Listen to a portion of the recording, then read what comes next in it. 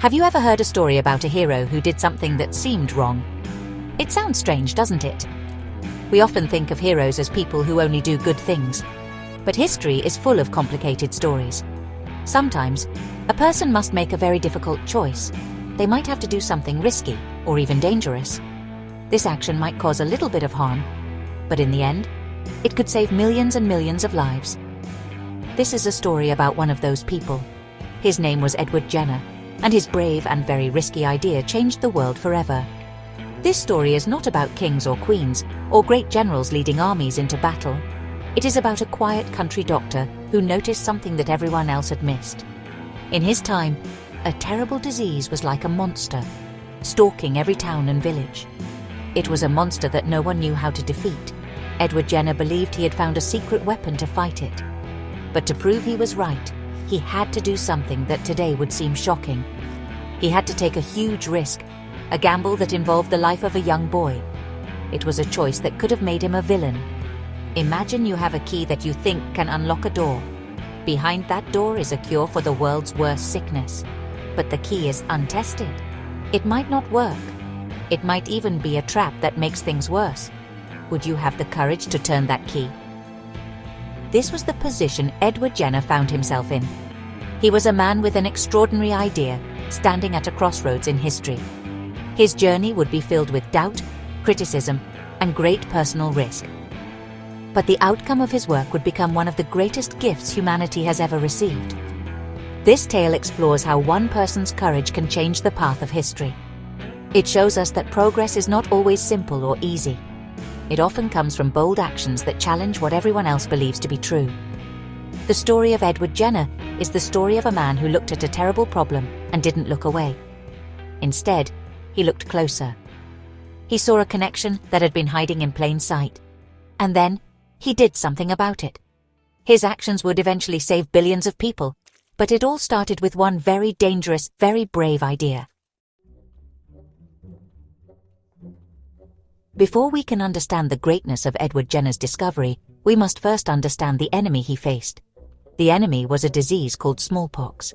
Today, we live in a world where this disease no longer exists, so it is hard to imagine its terror. But for thousands of years, smallpox was one of the most feared sicknesses on the planet. It was a relentless plague, a red scourge that left a trail of death and suffering wherever it went. It did not care if you were rich or poor, a king in a castle or a farmer in a field. Smallpox could find anyone, anywhere. When the disease struck, it was a horrifying experience. It started simply enough, with a fever, a headache, and a feeling of being very tired. But soon, a terrible rash would appear. This rash would turn into countless pus-filled blisters, called pustules, that covered the entire body. The pain was immense. Many people who caught the disease did not survive. It is estimated that in Europe during the 1700s, smallpox killed around 400,000 people every single year.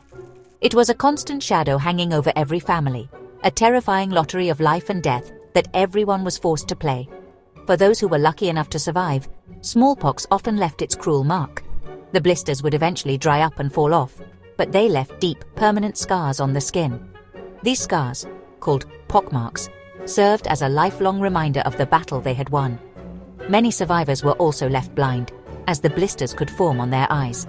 The disease reshaped societies, wiping out huge portions of populations and leaving survivors disfigured. People were so desperate for a solution that they would try anything to protect themselves, even dangerous folk remedies that often did more harm than good. This was the world Edward Jenner was born into. It was a world where a cough or a fever could be the start of a death sentence. Parents lived in constant fear for their children, who were especially vulnerable to the disease. Entire communities could be devastated by a single outbreak. Smallpox was not just a sickness, it was a force of nature, a monster that seemed unstoppable. For centuries, humanity had been locked in a losing battle against this invisible enemy. They needed a champion, someone with a new way of thinking to finally turn the tide. In the middle of this fearful world lived a man named Edward Jenner. He was not a famous scientist in a big city laboratory. He was a humble country doctor in the small town of Berkeley, in Gloucestershire, England. He spent his days visiting patients, listening to their troubles, and doing his best to help them with the medical knowledge he had. He was a keen observer of the world around him, not just of people, but of nature, animals, and the countryside. This habit of paying close attention to the small details would lead him to one of the most important discoveries in all of medical history. For years, Dr. Jenner had heard a common piece of folklore in his community. The local milkmaids, women who spent their days milking cows, often said something quite strange. They would boast, "I shall never have smallpox, for I have had cowpox." Cowpox was a much milder disease that could be caught from cows. It caused a few sores on the hands, but it wasn't very dangerous and went away quickly. Most other doctors and scientists dismissed this as a silly old wives' tale, a superstition with no basis in fact. But Edward Jenner did not dismiss it. He wondered if there could be some truth to what the milkmaids were saying. This idea took root in his mind and began to grow. What if the milkmaids were right? What if getting the gentle disease of cowpox really did protect a person from the deadly disease of smallpox? It was a radical thought. At the time, diseases were seen as completely separate things. The idea that one sickness could prevent another was unheard of. Jenner spent years thinking about this connection. He collected stories, he talked to many different milkmaids, and he carefully documented every case of cowpox he could find. He was building a case piece by piece for his incredible theory. Jenner's observation was a perfect example of scientific thinking. He started with a question based on something he noticed in the world around him. Instead of ignoring it because it sounded strange, he treated it as a puzzle to be solved. He was patient and methodical, gathering evidence over a long period. He was not looking for fame or fortune. He was driven by a deep curiosity and a desire to help people escape the terrible fate of smallpox. His careful observation of the milkmaids and their cows was the first, crucial step toward conquering the deadly disease that haunted humanity. After years of observation and thought, Edward Jenner decided it was time to move from theory to action. Believing that cowpox could protect against smallpox was one thing, proving it was another matter entirely. To do that, he needed to conduct an experiment. But this would not be an experiment with chemicals in a glass tube. This experiment would involve human beings. It was a dangerous and ethically questionable plan, one that carried an enormous weight of responsibility. Jenner knew that if he was wrong, the consequences could be tragic. He would be risking a human life on his unproven idea. In May of 1796, Jenner found the people he needed for his terrifying experiment. The first was a milkmaid named Sarah Nelms. Sarah had caught cowpox from one of her cows, a cow named Blossom. She had the typical cowpox sores on her hand. The second person was a young boy, just 8 years old. His name was James Phipps, and he was the son of Jenner's gardener. James was a healthy boy who had never had smallpox or cowpox. He was about to become the subject of one of the most famous and risky medical procedures in history. With a steady hand, Jenner took a small amount of pus from one of Sarah Nelms's cowpox sores. He then made 2 small cuts on the arm of young James Phipps. Using a lancet, he carefully inserted the material from the cowpox sore into the cuts on the boy's arm. This was the moment of truth. Jenner was deliberately infecting the boy with a disease. He watched James carefully over the next few days. As Jenner had hoped, James developed a mild fever and a small sore where the cuts were made, but he did not become seriously ill. After about a week, he was perfectly healthy again. The first part of the experiment was a success. But the most dangerous part was yet to come. Jenner had shown that he could give James cowpox. Now he had to find out if the boy was truly protected from the far deadlier smallpox. This was the ultimate gamble. Jenner was essentially playing with fire, and a young boy's life was at stake. Today, an experiment like this would be completely forbidden. There are strict rules to protect people who participate in medical research. But in Jenner's time, those rules did not exist. He was guided only by his own conscience and his powerful belief that he was on the verge of a world-changing discovery. The first stage of the experiment was over. James Phipps had recovered completely from his mild case of cowpox. For Edward Jenner, the waiting must have been agonizing. He had to let some time pass before he could proceed to the final, terrifying step. About 6 weeks later, in July of 1796, the time came to face the monster directly. Jenner had to find out if the cowpox had truly worked its magic. He had to see if a mild disease from a cow could stand up against the killer plague that had terrorized humanity for centuries. There was only one way to know for sure. Jenner took a sample of infectious material, not from a cowpox sore this time, but from a fresh smallpox pustule of another patient. This was the real virus, the deadly killer.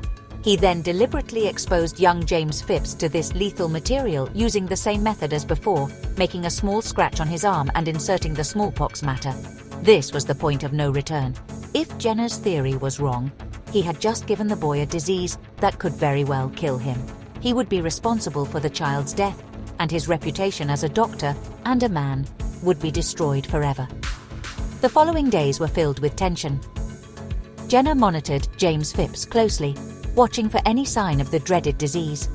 He checked for the high fever, the aches, and the telltale rash that signaled the start of smallpox. But the signs never came. The boy remained healthy. He felt a little unwell around the site of the scratch, but the full-blown disease of smallpox never developed. It was as if his body had built an invisible shield. The cowpox had armed his system, preparing it to fight off the much more dangerous invader. The gamble had paid off. Jenner was not satisfied with just one test. To be absolutely certain, he exposed James to smallpox again several months later. The result was the same. The boy remained completely immune. The country doctor's strange idea, born from the folk wisdom of milkmaids, was true. He had found a way to protect people from the Red Scourge. He had discovered a key to unlock the prison of fear that smallpox had built around the world. He called his new technique vaccination, a name derived from the Latin word for cow, vacca, in honor of Blossom, the cow that started it all. News of Edward Jenner's success did not spread like wildfire overnight. In fact, when he first tried to publish his findings, the scientific community was skeptical. The Royal Society, which was the most respected scientific organization in London at the time, actually rejected his paper at first. The idea of using a disease from an animal to protect humans seemed bizarre and honestly, even disgusting to some people. Many doctors and religious leaders openly criticized him. They called his method unnatural and dangerous. They stirred up public fear, claiming that vaccination would cause people to sprout horns or act like cows. It was a difficult and, well, really frustrating time for Jenner. Despite the backlash, Jenner did not give up. He knew he was right, and he was determined to share his life-saving discovery with the world. So he published his findings himself in a small booklet in 1798 titled An Inquiry into the Causes and Effects of the Variolae Vaccinae. He performed more vaccinations on other children, including his own infant son, to gather more evidence and prove that the procedure was both safe and effective. Slowly but surely, other doctors began to try the technique for themselves, and when they saw that it worked, the tide of opinion began to turn. The power of vaccination was just too great to be ignored for long. The procedure was so much safer than the older method of protection, called variolation, which involved using actual smallpox and, honestly, had a much higher risk of death. Soon, the practice of vaccination spread from the small English countryside across Europe and then around the globe. In America, President Thomas Jefferson became a strong supporter of vaccination. In Spain, the king sent a medical mission on a ship to carry the vaccine to Spanish colonies all over the world. It was, honestly, an incredible journey, bringing hope to people who had lived in fear for generations. The world began to change. For the first time in history, parents had a reliable way to protect their children from the smallpox monster. The constant dread that a loved one could be taken by the disease began to lift. The number of deaths from smallpox started to fall dramatically in places where vaccination became common. Edward Jenner was no longer seen as a reckless country doctor, but as a hero and a savior. He had given humanity a powerful new tool, a simple scratch on the arm that held the power to save millions of lives and set the stage for a healthier future for everyone. While Edward Jenner's discovery was a monumental victory for humanity, the story is not without its shadows. We really have to remember the context of his time. Today, we have very strict ethical rules for medical experiments. The safety and consent of the patient are the most important things. Jenner's experiment on James Phipps, though it had a wonderful outcome, would be considered deeply unethical by modern standards. He took a healthy child and deliberately infected him with 2 different diseases, all without the protections and oversight we would demand today. James was too young to understand the risks or to give his consent. The story of James Phipps himself has a sad side. While he survived the experiment and became famous as the first person to be vaccinated, his life was not an easy one. He remained connected to the Jenner family, living in a cottage provided by the doctor. However, he suffered from other health problems later in life, including tuberculosis, from which he eventually died at the age of 53.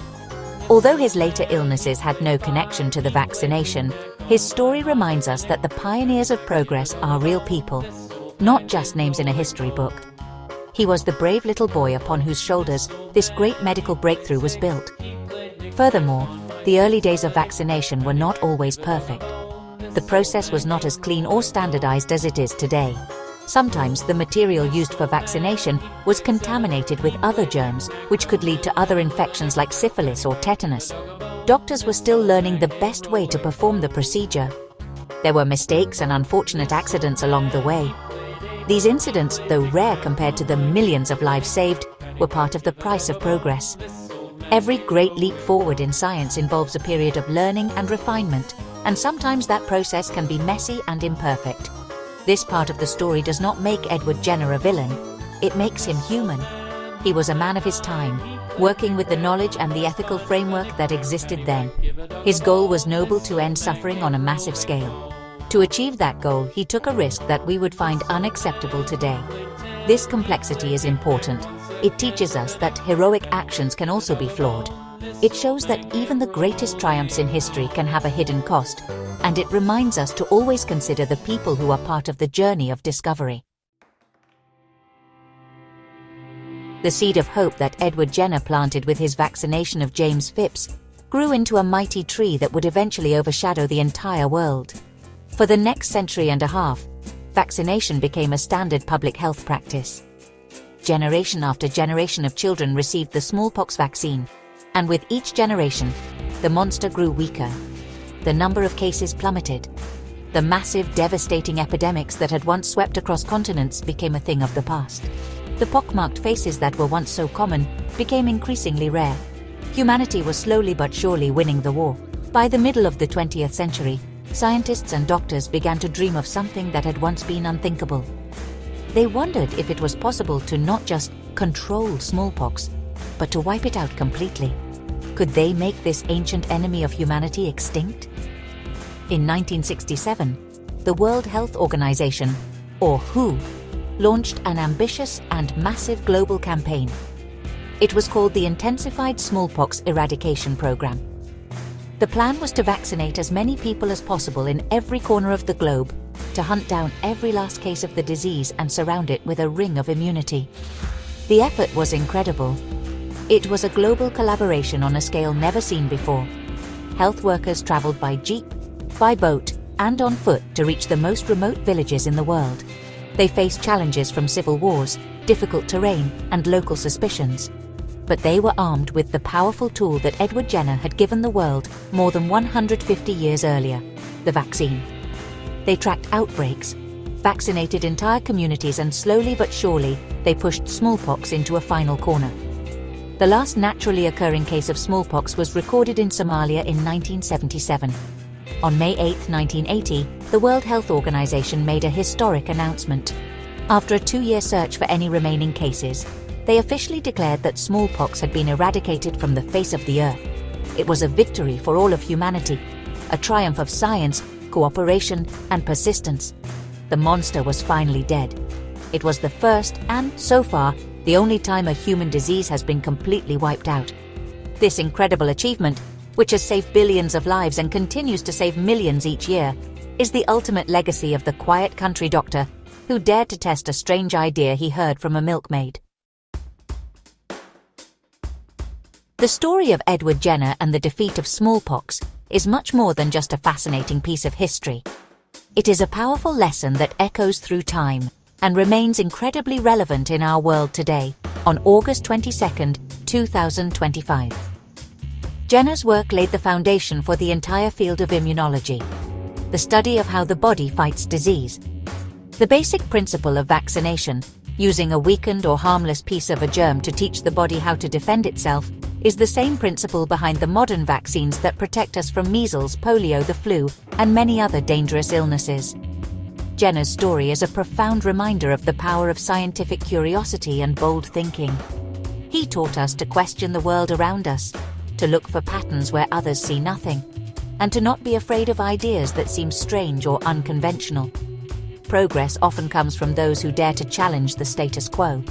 In our own time, as we face new health challenges like emerging viruses or antibiotic-resistant bacteria, we need scientists and thinkers with the same courage and creativity as Edward Jenner. His journey shows that a single brilliant idea can truly change the world for the better. The tale also carries an important message about public trust and the fight against misinformation. Just as Jenner faced criticism and fear-mongering from people who didn't understand his work, we see similar challenges today with vaccine hesitancy. False information can spread quickly, causing people to fear the very medical tools designed to protect them.